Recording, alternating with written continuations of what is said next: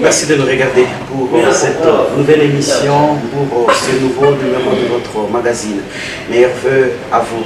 Nous recevons pour ce jour Ahmed Essangola. Merci d'être de la partie. Bonjour et bienvenue. Merci. Meilleurs vœux aussi à vous. Merci, pareil. Alors, Les blessures d'un amour propre, c'est votre premier roman, publié à Lumbashi, à Calure Édition. Un magnifique roman que j'ai su parcourir. La première des choses qu'on note, lorsque vous parlez des blessures d'un amour propre, c'est que ce sont les vieilles cicatrices qui deviennent de nouvelles blessures. Exactement. Alors, je dois avouer une vérité. Au départ, ce n'était pas les blessures. Au départ, c'était mon amertume. Alors, à la dernière minute, j'ai dû changer parce que l'amour propre peut être aussi une blessure. Parce que chaque personne a une blessure intérieure. Et l'amour propre, c'est une blessure. Et il fait partie des blessures intérieures. C'est pour ça qu'à la dernière minute, je me suis dit, et comme encore avec l'éditeur, de changer mon amertume pour des choses intérieures. Alors, cet amour propre, justement, comme je le disais, c'est une blessure qui vient, mais lorsqu'on parcourt le roman, on s'est dit quelles étaient les vieilles cicatrices qui se sont déguisées en nouvelles blessures justement d'un amour propre. Il faut alors préciser aussi, il y a un amour propre qui s'écrit en deux mots et un amour propre qui s'écrit en un seul mot. Alors, l'amour propre dont il est question ici, s'écrit avec un trait d'union, vous l'avez remarqué. Alors, cet amour propre-là, c'est l'estime de soi. L'amour propre comme la valorisation de soi. Donc, ces romans explorent une complexité entre un amour propre, en deux mots, qui est l'amour véritable, ce qu'on vit dans sa jeunesse ou dans sa vieillesse, et un amour propre en un mot, avec cette trait d'union dont il est question ici, et qui est l'estime de soi.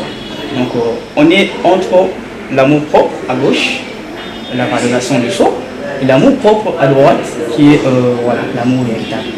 Et on est à la page 172 où vous définissez ce que c'est un amour propre avec un trait d'union, une définition frappante. C'est ça. C'est même ce que je viens d'expliquer. Ouais. L'amour propre comme valorisation de soi. Chaque personne s'estime heureux d'être soi-même. Même si à un moment donné, on rêve d'être celui-ci, mais on se valorise d'abord soi-même. Donc lorsqu'on est en face de quelqu'un, c'est vrai qu'on peut le rêver, on peut rêver d'être cette personne-là, mais on a ses valeurs en nous. C'est ce qui nous tient debout. Donc l'amour propre, c'est se suffire, être fier de soi. Je voudrais d'ailleurs lire cette partie avant que vous puissiez commenter ça. L'amour propre, c'est le sentiment de ses propres valeurs. C'est les sentiments d'honneur, de fierté. Chacun doit reconnaître ce qu'il a de plus cher, ce qui le rend fier de soi. Et quand on le reconnaît, faudra-t-il aussi reconnaître ce qui donne la fierté à ce qui nous rend fiers. L'amour propre, c'est savoir être fier de soi et parvenir à l'imposer à tout le monde. Savoir que quand on a une valeur, c'est qu'il y a quelque chose en soi qui doit l'honneur à cette valeur. Le mot qui frappe ici, je l'ai dit, c'est la conception, la définition de l'amour propre, mais surtout le fait qu'on doit savoir imposer cela. Exactement. Si je pose la question, qu'est-ce que Marcus veut? Vous allez me dire, voilà, ceci, cela. Mais vous serez très bref. Si je posais la question de savoir, qu'est-ce que Marcus ne veut pas? Ça touche votre estime de soi. Ce que vous ne voulez pas. Ce que vous ne voulez pas, vous devez l'imposer aux autres. C'est ça même l'estime de soi, c'est ça même l'amour. On doit imposer aux autres. Exactement. On doit faire savoir aux autres avec quel objectif. Parce que ça touche à notre fierté, ça nous touche personnellement. C'est notre personne, c'est tout notre être. Donc sans cette chose-là, on n'existe pas. Donc si on nous connaît ici aujourd'hui, vous allez m'excuser de toujours revenir vers vous. Il n'y a pas de souci. Si aujourd'hui on connaît Marcus, c'est parce qu'il y a une valeur en lui. Parce qu'il y a cette chose-là qui fait que Marcus puisse exister. Et si cette chose existe, parce que vous-même vous avez fait que les gens sachent que cette chose-là, cette valeur-là, c'est vous qui l'avez. l'amour-propre avec trait d'union, l'amour-propre sans trait d'union, dis-moi, l'amour en soi est une nourriture. Selon Ahmed et Samuel, bien sûr, quels sont cuisinés devraient le consommer. Exactement. Parce que, voilà, parce que vous vivez dans une relation amoureuse, vous êtes votre propre cuisinier. Vous emmenez votre relation où vous voulez, vous faites ce que vous voulez. Donc, même si vous pouvez copier les autres, vous pouvez vous inspirer des autres, mais vous êtes votre propre acteur. Vous êtes l'acteur principal. C'est comme ça que je dis que, voilà, parce que vous êtes dans une relation, vous êtes, comment je vais définir, vous êtes vous-même. C'est vous qui dirigez la relation. C'est vous qui êtes l'acteur principal. C'est vous qui êtes. On va décortiquer le contenu de ces romans, mais d'abord, comme vous me l'aviez dit hors caméra, qu'on les précise, parce que moi je me disais, mais voilà, je suis face à un amoureux, je suis face à quelqu'un qui raconte sa vie, loin de là, tout est imaginaire. Bon, comme je l'ai dit hors caméra, je voulais que ça soit une énigme, donc je vais m'arrêter par là. Les lecteurs, comme on le dit toujours, le lecteur n'est pas Dieu. Je crois que le lecteur, quand il sera en face de monsieur, il saura l'initier du jeu et tout ce qui se passe. Mais c'est une réalité ou un fait imaginaire. Quel degré d'inspiration, je me disais. Merci beaucoup. Quel degré d'inspiration à un moment donné, permettez cette anecdote, je me disais, quel grand dragueur. Alors, le blessure de l'amour propre vient tout simplement du fait qu'on est passé de ce qu'on a, vous avez appelé l'obsession à la répugnance de Armella, Jenny, Tita Jumelle. Expliquez l'histoire. Donc voilà, c'est Ahmed. Lorsque je parle d'Ahmed, je ne parle pas de moi, je parle du personnage. Non, je parle du personnage, pas de l'auteur. Okay. Voilà, donc Ahmed, le personnage qui est voilà, amoureux d'abord de Jenny, mais après il se rend compte que c'était une émotion, c'était pas un sentiment à long terme. Et puis après il y a Armella qui vient et qui bouleverse, qui vient et qui repart avec tout. L'estime de soi, l'amour, la joie, le bonheur et tous les moments, tout ce qui est raconté dans le... C'est quand même un moment ultime que Jenny décide de prendre la décision. On se pose la question, elle vient d'où cette décision-là? Elle est basée sur quoi même? Est-ce parce que Armel récolte ce qu'il pensait au départ, avoir Jenny, une bonne relation amoureuse, cette reine, mais après, bon voilà, je peux me servir d'elle et je m'en vais.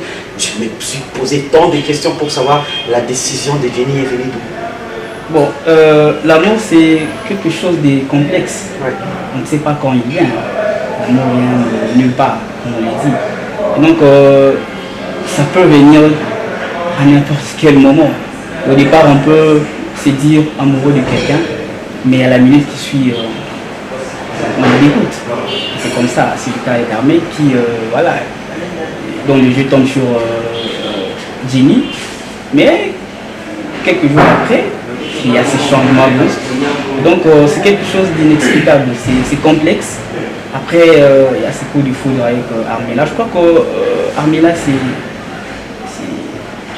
pour Ahmed, c'est le personnage, c'était la femme idéale. Mais malheureusement, il n'a pas su récupérer même la seconde chance qui lui était donnée après avoir chaté. Il dit que voilà, c'est ta chérie. Elle s'appelle comment? Elle s'appelle Jenny, mais malheureusement, je n'ai plus d'amour pour elle. Et pouf, à ce moment-là, je me dis, c'était la dernière chance qu'avait Ahmed de répondre au délit qui s'envolait. Bon, c'est ce que je viens de dire. Donc, c'est quelque chose d'inexplicable. Au départ, c'est Jenny qui sort de nulle part. Et puis après, il y a Armella qui vient. Je crois que Jenny, c'est comme un signe annonciateur. C'est comme Jean-Baptiste qui vient annoncer Armella. Donc voilà. Moi, je viens seulement te dire que ce n'est pas moi, ce n'est pas ma place. Il y a quelqu'un d'autre qui est fait pour toi et pour qui tu es fait. Il faut prendre dans ces sens-là.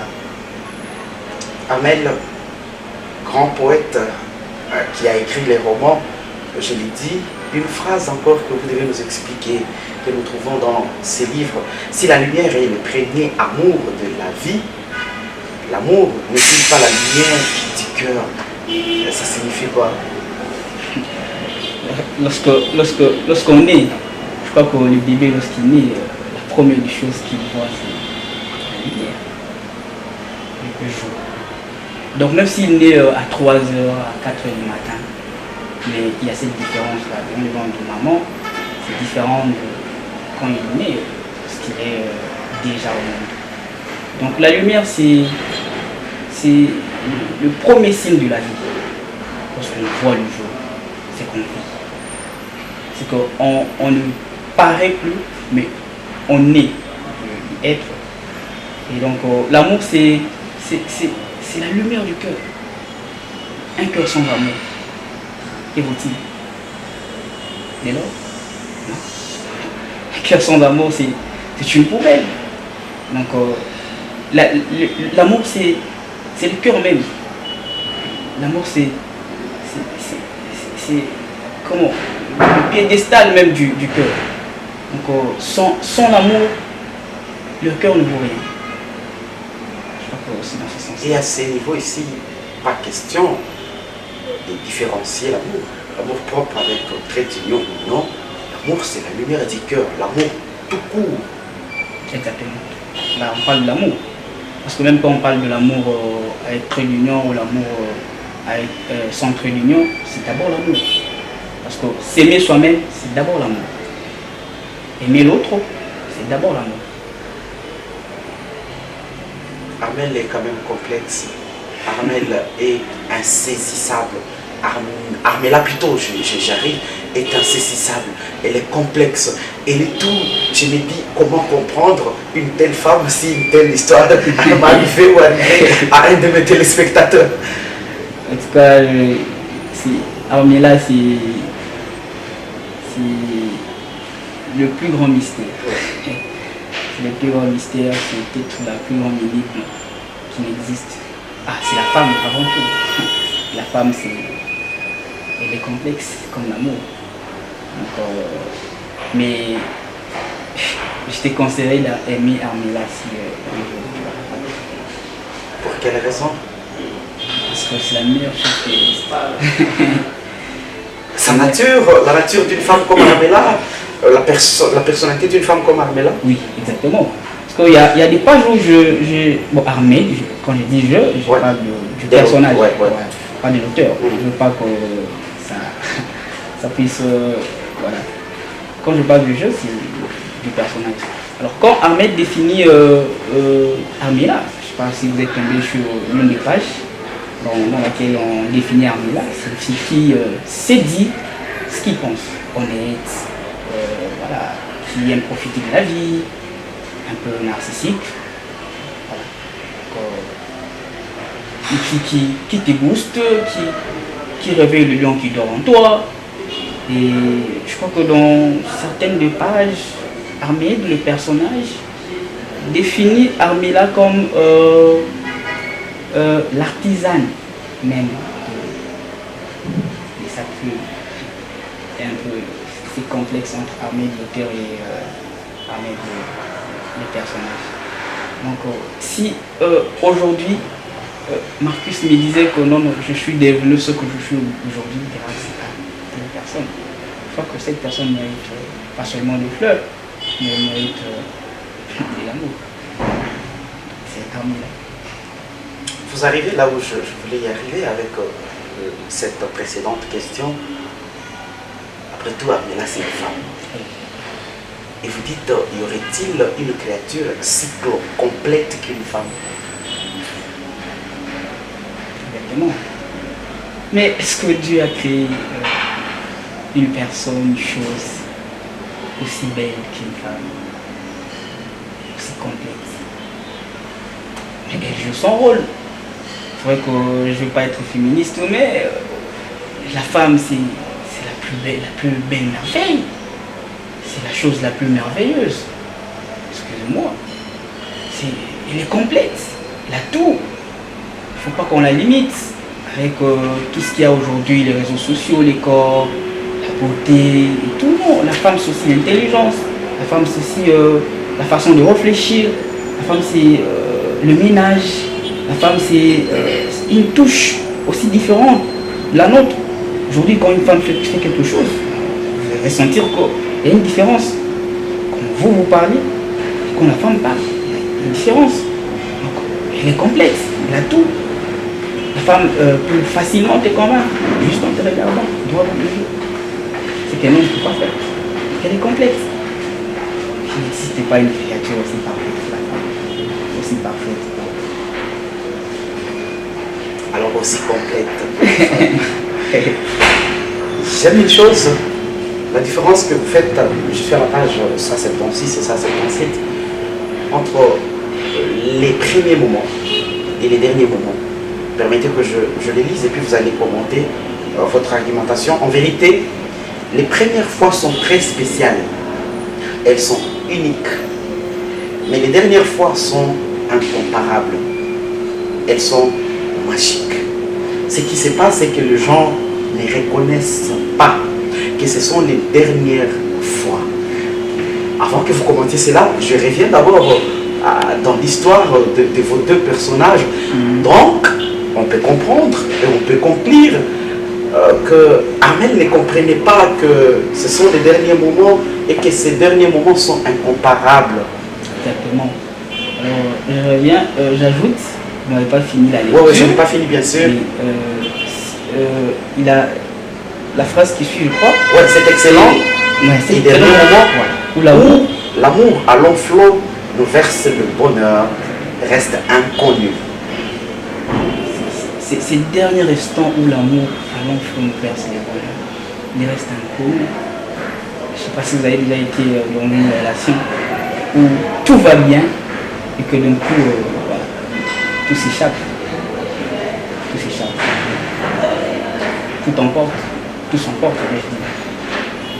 L'amour, quand il arrive, comme je l'ai dit au début, il arrive de nulle part. Vous êtes là, vous êtes assis, et puis quelque chose vous vient en tête. Je dis, moi, je vais être dans une relation. Vous ne savez pas dans une relation. Un bon jour, vous vous réveillez, et puis vous êtes dans une relation. C'est vrai, c'est beau, c'est magnifique et tout.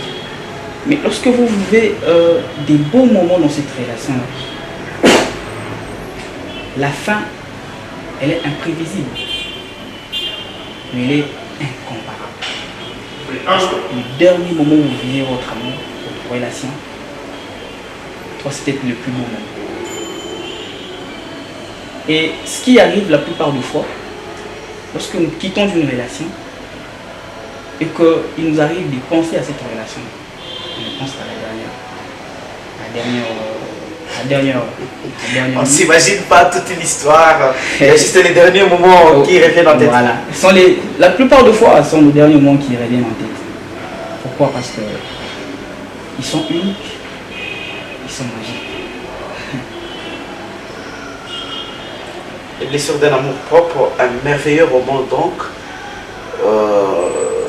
que je vais dire, est-ce que vous pouviez distribuer ça gratuitement? J'ai un contrat avec l'éditeur, alors il faut demander à l'éditeur. À combien mes téléspectateurs pourraient aimer se procurer ce roman? Alors le roman revient à 30 000 francs seulement. Et à retrouver? Ça se trouve chez Calure Édition, dont l'adresse échappe. Je crois que c'est sur la rédacteur, sur route Kassapa. Dès que vous êtes là, ou par WhatsApp, on peut contacter l'éditeur ou l'auteur. Je vais vous passer le numéro de l'éditeur. Vous avez déjà le numéro de l'auteur. Ahmed, et Sangola, les blessures d'un amour propre, il se voulait quoi, si on peut finir par là, ces romans, lorsque vous étiez en train de l'écrire, qu'est-ce qu'il se voulait lui-même, ou qu'est-ce que l'auteur voulait? En fait, les blessures d'un amour propre, ce n'est qu'une partie. J'annonce déjà qu'il y a la thérapie d'une blessure qui arrive en 2025. Je veux dire, les blessures, c'est un tome 1. Il y a un 2 qui vient. Donc, c'est comme ma devise, l'hypnose thérapeutique. Donc, Ahmed s'est dit, le personnage, oui, je suis blessé. C'est vrai, j'ai vécu des bons moments. J'étais amoureux. J'ai aimé une femme. J'ai aimé une fille qui m'a aimé aussi et qui est partie. Mais chaque jour qui passe, le cicatrice se renouvelle. Chaque jour qui passe, je vieillis en pensant à Armila. Qu'est-ce que j'ai fait pour durer? Je crois qu'il y a quelque part je crois la page 100, quelque chose comme ça. Je serais heureux, quelque chose comme ça. Je dis au monde entier que j'ai aimé une femme.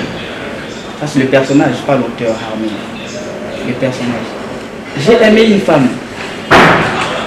Et cet amour-là, j'ai immortalisé. Je l'immortalise Et la conclusion même du livre, il est, si vous permettez, vous pouvez nous lire la conclusion du livre. Si c'était à refaire, quelque chose comme ça. Donc, ça dit tout.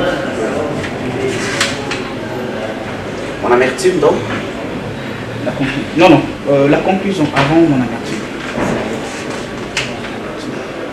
Si seulement on pouvait revenir en arrière, je pouvais tout lui donner et remonter les temps et retrouver les choses quand elles avaient encore un sens.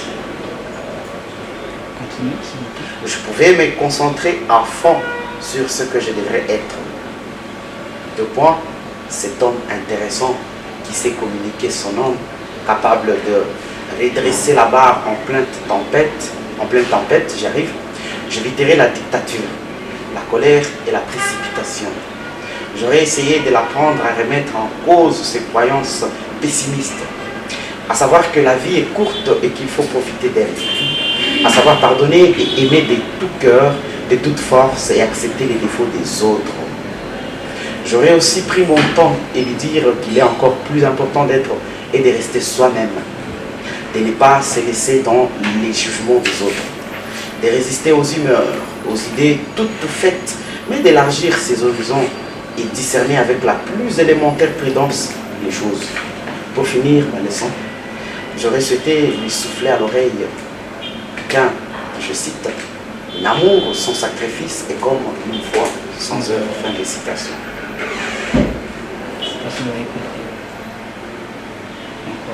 La conclusion est dit que